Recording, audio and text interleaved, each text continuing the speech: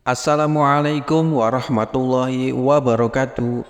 Sahabat soleh beriman, Hajar Aswad adalah batu hitam yang terletak di salah satu sudut Ka'bah. Dalam sebuah riwayat, batu ini disebut berasal dari surga yang diberikan kepada Nabi Ismail alaihissalam melalui perantara Jibril. Dikisahkan kala itu Nabi Ibrahim alaihissalam menemukan satu ruang kosong ketika pembangunan Ka'bah hampir rampung. Ia kemudian meminta Nabi Ismail mencari batu untuk menutupi ruang kosong tersebut. Dalam perjalanan mencari batu yang diminta sang ayah, Nabi Ismail alaihissalam bertemu dengan Jibril. Malaikat Jibril lalu memberikan sebuah batu hitam yang paling bagus. Batu tersebut berasal dari India, tempat yang disebut sebagai lokasi turunnya Nabi Adam alaihissalam dari surga. Awalnya batu yang dibawa Nabi Adam alaihissalam itu berwarna putih, kemudian warnanya berubah menjadi hitam legam karena dosa-dosa manusia. Hal ini dijelaskan dalam riwayat At-Tirmizi. Batu hitam turun dari surga dan itu lebih putih dari susu. Tetapi dosa anak-anak Adam mengubahnya menjadi hitam.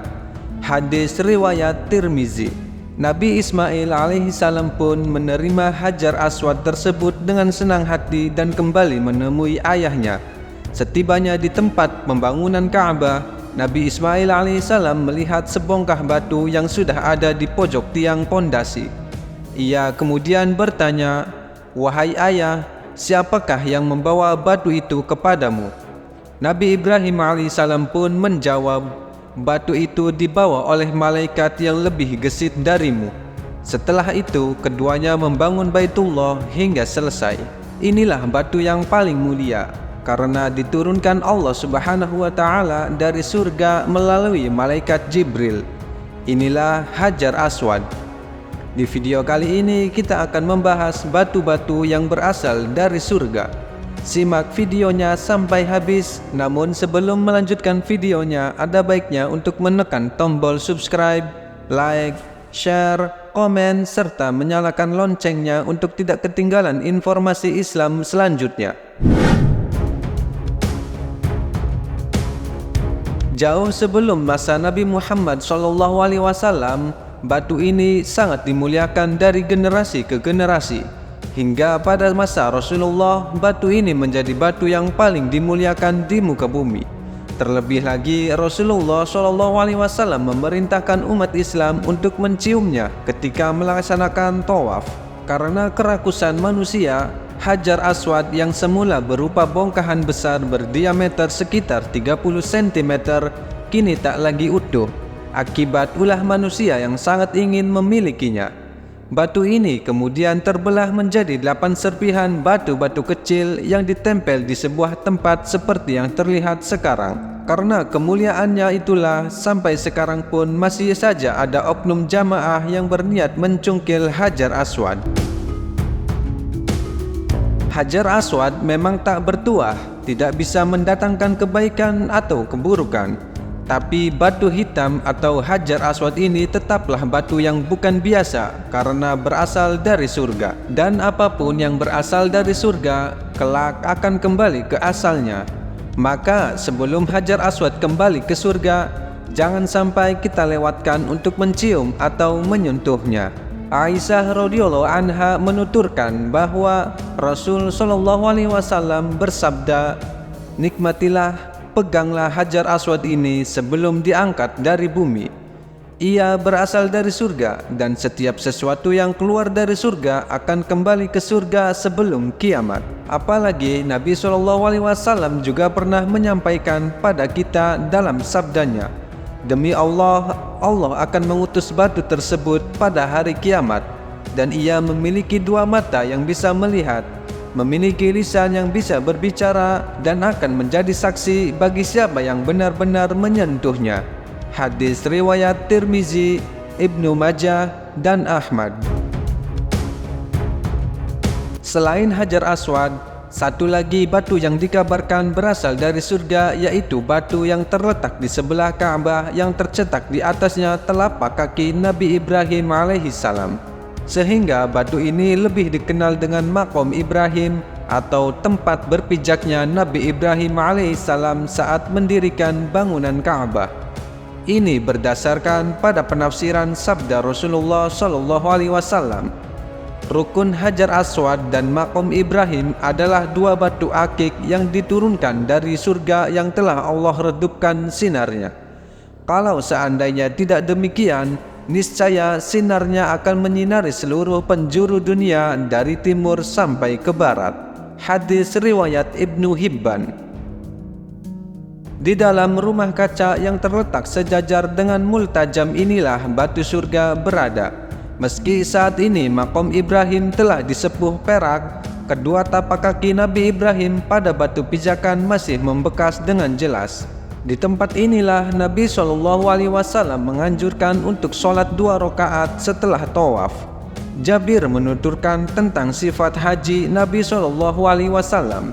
Rasulullah SAW tawaf di Ka'bah 7 putaran, berlari kecil pada 3 putaran pertama, dan berjalan pada 4 putaran. Kemudian beliau sholat di belakang maqam 2 rakaat lalu membaca ayat, dan jadikanlah Maqam Ibrahim sebagai tempat sholat seraya mengangkat suaranya hingga orang-orang mendengarnya. Oleh karena itu, sholat di belakang Maqam Ibrahim setelah tawaf adalah sunnah bagi siapa yang memiliki kemudahan melakukannya. Inilah salah satu perbedaan memperlakukan batu surga yang satu ini. Berbeda dengan Hajar Aswad, batu surga Maqam Ibrahim tidak dianjurkan untuk mengusapnya, tapi sholat di belakangnya.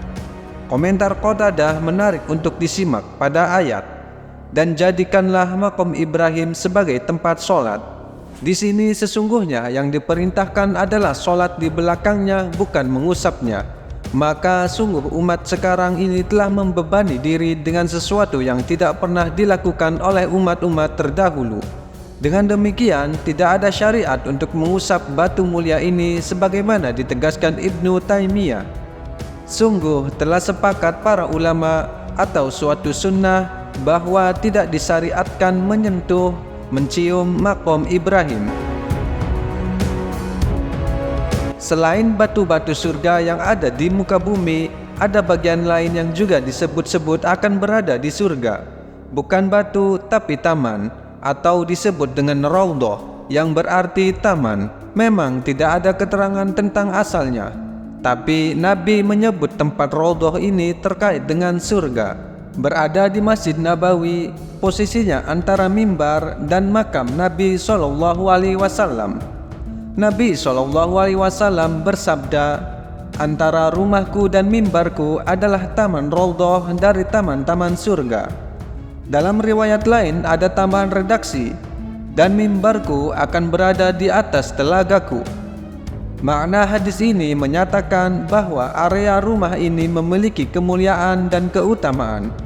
Barang siapa yang sholat di sini seakan-akan ia telah duduk di taman dari taman-taman surga, sehingga menjadikan sholat yang dilakukan di tempat ini berpahala banyak. Itu sebabnya kawasan raudhah selalu dipenuhi jamaah haji atau umroh demi meraih kemuliaan. Penjelasan Al-Qadiyat menarik untuk disimak, bahwa ungkapan salah satu taman surga dalam hadis ini mengandung 2 kemungkinan makna.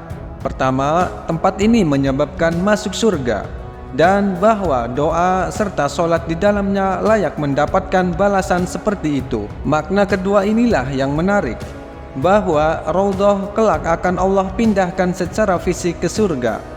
Pendapat ini dikatakan oleh Ad-Dawri. Artinya, area raudhah dari mimbar Nabi hingga makamnya merupakan areal istimewa yang kelak akan dipindahkan Allah ke surga.